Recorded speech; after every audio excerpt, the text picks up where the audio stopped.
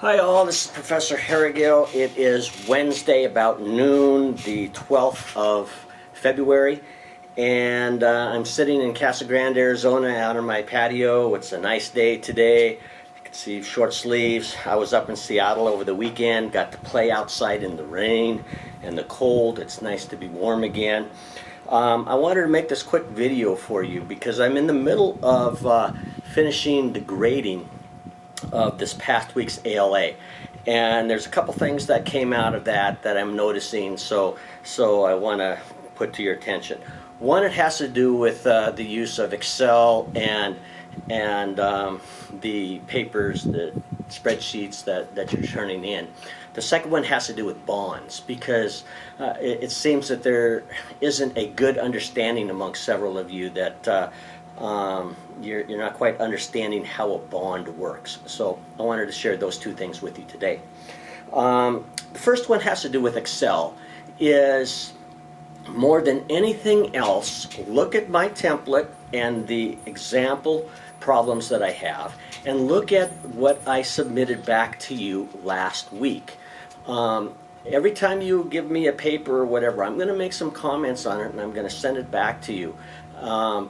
It's quite evident that the majority of you did not look at my comments from what I gave you last week, because the same things you did last week I commented on, but then you did it the same way this week. Be sure you always look at my comments. That's going to help you more than anything else. In Excel, there are two types of cells, really. One just contains data, and one contains formulas. And a formula, when you type it in, it always starts with an equal sign. And then in your formula, you just reference a value or another cell, or maybe some sort of arithmetic function like plus or minus or divide, whatever. Okay. When I just look at a cell, I can't tell without clicking on the cell if that's data or if it's a formula. So I've just asked you to, if it's a formula, make the background yellow. That way I know it's a formula. Okay, it's no big deal, but it just helps me in being able to determine, is this a, did you calculate this with Excel, or did you just go get a calculator, punch in the numbers, and then put the answer down? I guarantee you using Excel is going to be easier than using a calculator, especially when you've got a lot of questions that use the same formulas, because you only have to do it once, and then you take that section, you copy and paste it into the next worksheet, and you just change the values and you come up with the new numbers without having to type everything in again. Make sure that everything that you put in to a cell is labeled. So if you have an interest rate that's 9%, well, you should have a cell that's 9%, and then next to it say this is the discount rate, or whatever. Just make sure everything's labeled. And then when you do formulas, type out the formula in the cell next to it as well, just so I can see PV equals blah, blah, blah, blah. Because we want you to show your work, and showing the work is huge. If you did if you on these problems that I'm just finishing today, if you came up with the right answer, but you didn't show your work, you didn't label things, I'll give you 95%, but I'm not going to give you 100%. So keep in mind, look at my notes. So that's really about it on Excel. The second thing I wanted to talk about is bonds, because a lot of us don't really know how bonds work, or maybe, as a kid we had U.S. savings bonds or something. Those aren't quite the same. When a company needs to raise cash, there's several ways they could do that, and one very popular way is to sell bonds. And a bond is essentially an IOU. And they are typically sold in $1,000 increments. Unless otherwise stated, when we talk about a bond, we're talking about a $1,000 bond. So that $1,000, that's called the par value. What's it worth? So Company A wants to raise money. They say to me, will you buy a $1,000 bond? And I'll say, sure. I give them $1,000. They give me an IOU. That IOU has two things to it. Number one, it has a maturity date, a term, a limit. Says that on such and such a date, I, Company A, am going to buy you, the bondholder, I'm going to pay you your $1,000 back. So I'm loaning them $1,000 for a certain period of time. The second thing, well, the third thing, first is par value, second is the term or the maturity date. The third thing is, what's the interest rate? How much interest am I going to give you on that $1,000? And typically, a bond is a pay as you go on the interest. So it's always worth $1,000, but if it's a 5-year bond, they'll pay me my interest every single year. And a usual bond, the typical bond, pays semi-annually every 6 months. Well, a bond doesn't have to pay every 6 months. That's just the usual thing. Bond could pay monthly, could pay quarterly, could pay annually.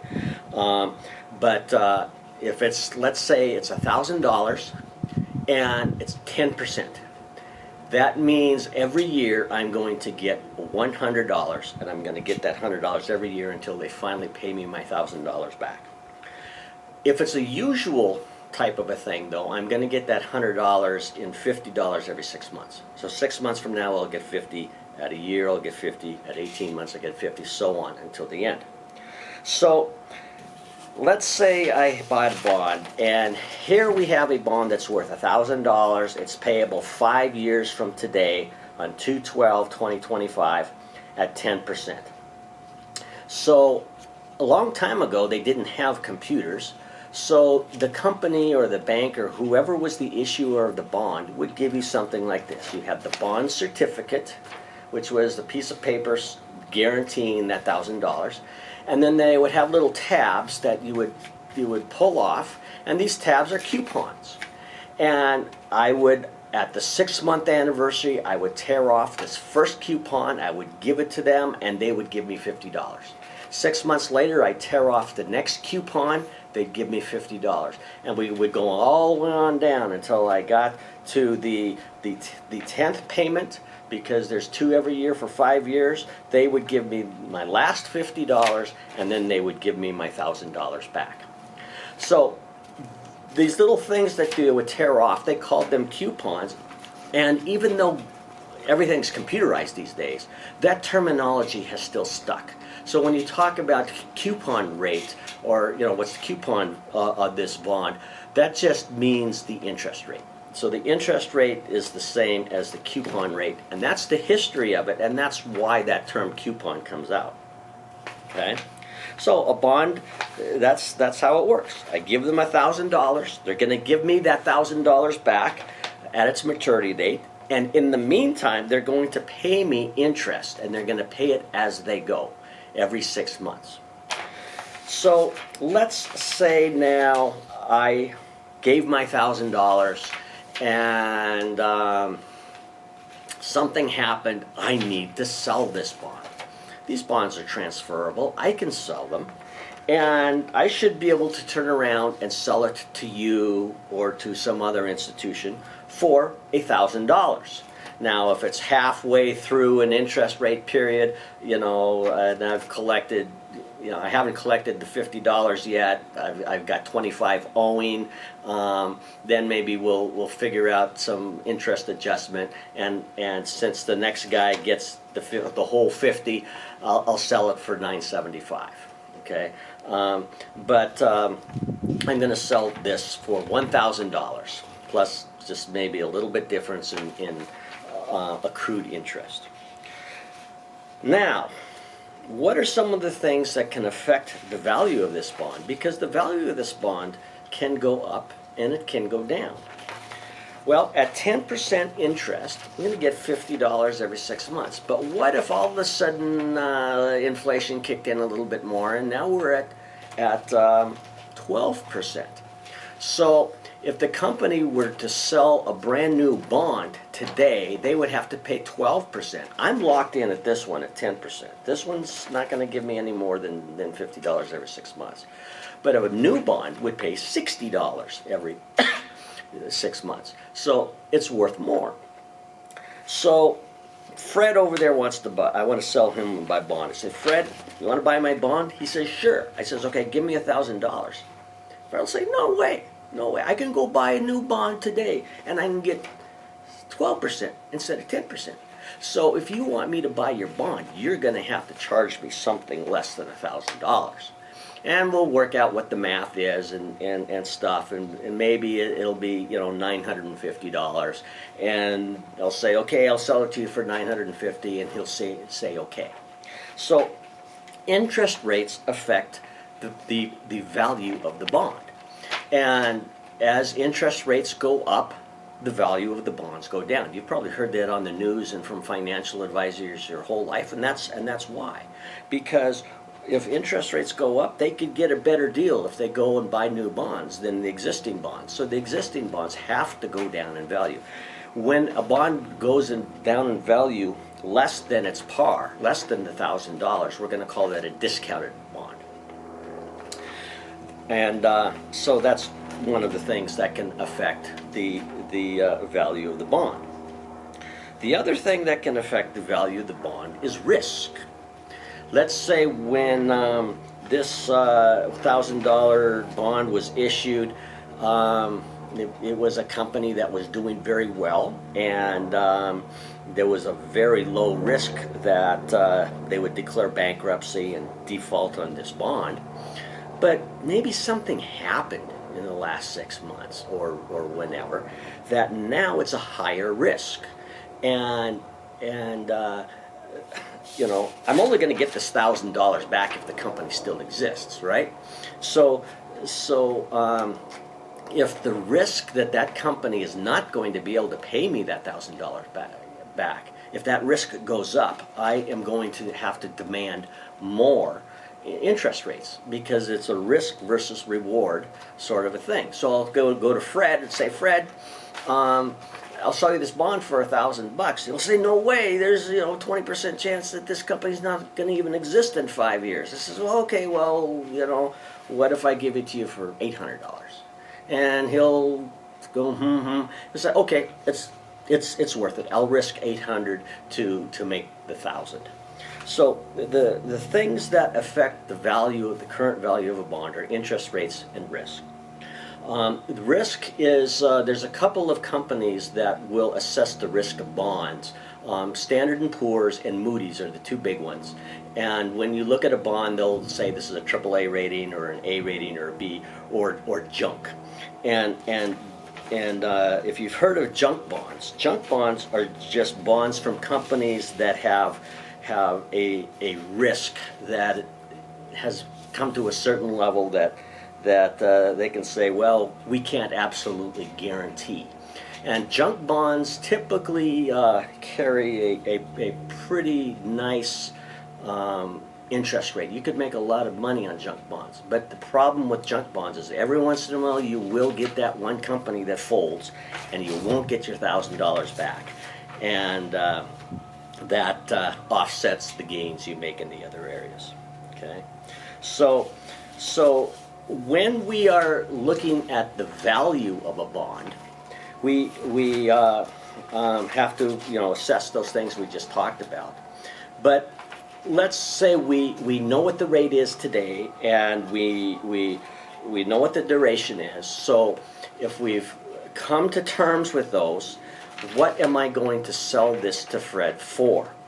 There's two parts to that, and first of all, what is the value of this $1,000? And that's where we do the present value equations that we did this past week. We know the future value is $1,000, and we know that's $1,000 on this date, so we can now plug those values into our formula, and we come up with a present value of this future 1,000. It's going to be something less than 1,000 because the value decays over time. So part one, what's the value of our $1,000, okay? Part two is we're going to be getting this payment on an annual or semi-annual basis, and we're going to now use that formula for the present value of an annuity to get a regular payment for this long, for this amount. What is the present value of our interest payments, of our coupon? So we take the value of the bond, the present value of the bond, we take the present value of the annuity, add those two things together, and that gives us the value of the bond if I wanted to sell it today. So if you've owned a bond, and you know how this works, great. If you haven't owned a bond, most brokerages you can buy single bonds, and they just show up on your statement as just something you owe. You own, and every 6 months, some interest magically comes into your account, and then when the bond matures, $1,000 magically comes into your account.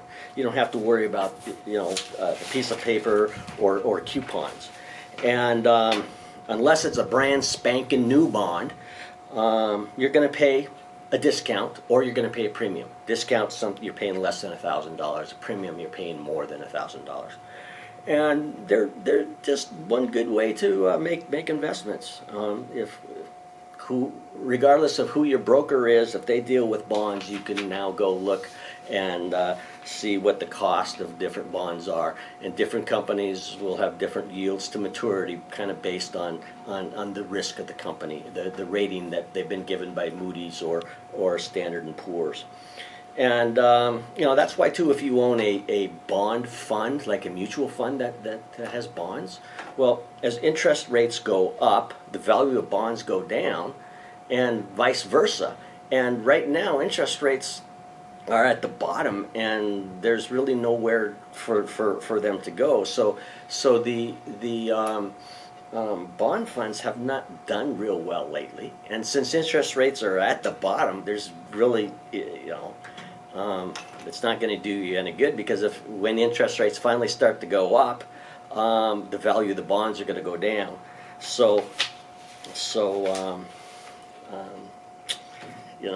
That's why you have to be careful. That's what I have to share with you today. Have a good week. We'll see you all later. Bye.